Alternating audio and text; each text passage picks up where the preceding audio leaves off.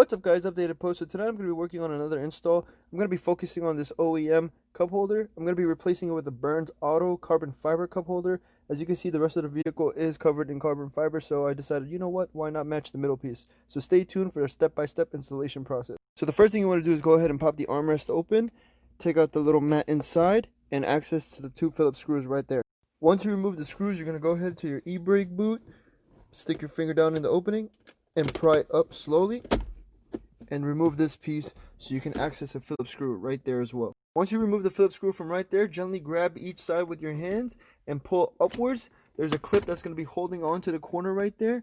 So just make sure you do it. Not a lot of pressure is needed. There's the clip right there attached to the center piece and the hole that it's supposed to be in. At this point, you have everything removed from the shifter back. So go ahead and raise the e-brake boot and simply just lift the center piece up until to the point where you can get access to the white clips. Go ahead and detach those so that you can have an ease of installation through the whole process afterward. Just a helpful hint when removing these clips, as you can see there's a black bar right there in between the two white strips. This is what holds this piece in, so go ahead and slide it out and then you'll have ease of access to remove these clips by hand. Once all the white clips are removed, go ahead and get the zip tie clip right here and remove that. And make sure you remove the black wire over here. You're just going to pinch it on the top. This is what it looks like when it's in, so make sure you just pinch it and pull. At this point, everything that's holding the centerpiece together is removed, so go ahead and grab it and gently remove it so that you can work on the swap process. So now that you have the centerpiece in front of you, go ahead and work on taking each section out at a time, starting with the center diff, the seat heaters, the aux, and the cigarette port. So go ahead and close this lid, raise it up, and access these Phillips screws underneath. Alright, when dismantling this piece, keep in mind you're working with plastic, so don't apply force or pressure because then you will crack a tab or even break a piece, and you don't want to do that. Just make sure you take off all the screws that are holding the pieces together, and you look for tabs such as this one that's holding the two pieces together. As you can see, there's one right there and a second one down there.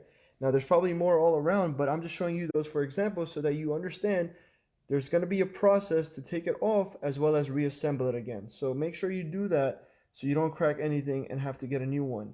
Once you remove the OEM piece, go ahead and access this clip on the top left corner, slide it off upwards. Then you're going to access these white plastic pieces and you're going to transfer them over to the carbon fiber pieces tabs right here as so. When you transfer everything from the OEM piece to the carbon fiber piece, make sure you check all the fittings to make sure all the screws are tied, tabs are good, and every corner is tucked in properly so that you're not having any issues when everything's put back together. You can go ahead and bring it down, check the buttons, see the clearance, open the door, and go ahead and also look at all the fittings in every corner to see if everything's good.